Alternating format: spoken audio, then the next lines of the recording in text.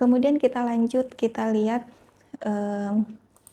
grafik selanjutnya. Di grafik 4,25% atau grafik ungu muda.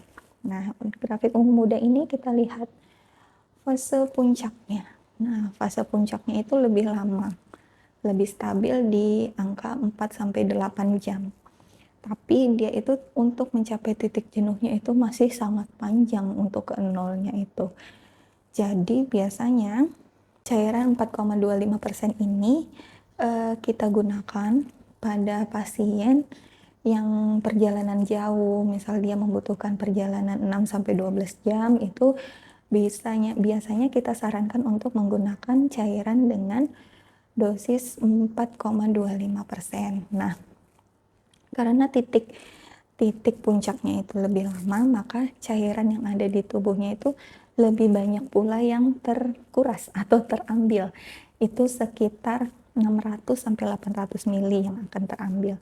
Nah, jadi untuk pasien-pasien yang perjalanan jauh itu bisa kita sarankan untuk menggunakan cairan 4,25% agar dia dapat menghindari pergantian cairan sembarangan. Misal ganti cairan di perjalanan di mobil, terus mampir masjid dia ganti cairan, itu kan kita tahu ya, untuk pergantian cairan itu membutuhkan ruangan yang bersih, pencahayaan yang cukup, dan meja yang bersih. Nah, itulah yang tidak didapatkan ketika dalam perjalanan atau dalam kantor. Nah, untuk itulah ada jenis cairan yang ini. Kemudian diharapkan dapat mengeluarkan 600-800 mili air. Jadi ketika masuk dosisnya 2000, masuknya 2000, keluarnya itu bisa sampai 2800, 2600, seperti itu.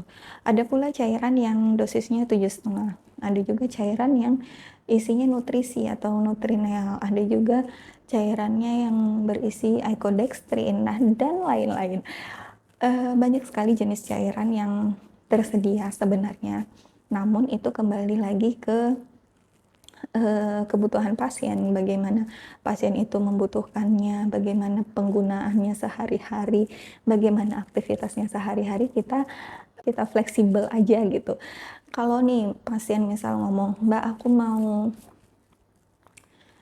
cairan 4,25 dong, karena aku kerjanya panjang nih, 12 jam sama perjalanan pulang pergi ke rumah," gitu kan. Bisa, tetapi di Indonesia itu untuk asuransi kesehatan hanya menanggung beberapa dosis, tidak semua dosis itu ditanggung. Dan masing-masing merek itu berbeda. Ada yang merek A itu dosisnya 1,5 sama 2,5 sama 4,25 itu ditanggung misal. Ada yang merek B itu dosis 1,5 sama 2,5 aja yang ditanggung, selebihnya tidak gitu. Itu lebih kembali ke jenis cairannya sepertinya. Nah, untuk cairan iodextrin ini biasanya dia 7,5%, tapi di sini kita nggak ada grafiknya. Untuk iodextrin ini biasanya dia bisa 8-16 jam fase dwellingnya, fase didiamkan di perutnya. Kemudian dia itu bisa mengeluarkan cairan lebih dari 800 mili. Jadi ini misal nih pasiennya, pernah dulu saya diceritain ada pasien yang umroh. Nah, itu kan perjalanannya panjang banget tuh, di pesawat aja itu dari Indonesia ke Arab aja itu perjalanan di pesawat doang itu 9 jam. Jadi pasien CAPD itu memang betul bisa kemana-mana, tapi kembali kita perhatikan dosisnya. Nah, dia mau kemana, perjalanan seberapa panjang, seberapa lama, kita kembalikan lagi ke dosisnya agar apa?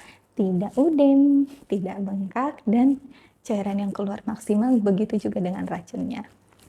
Baik, segitu aja video dari saya. Semoga bermanfaat. Terima kasih sudah menonton video ini.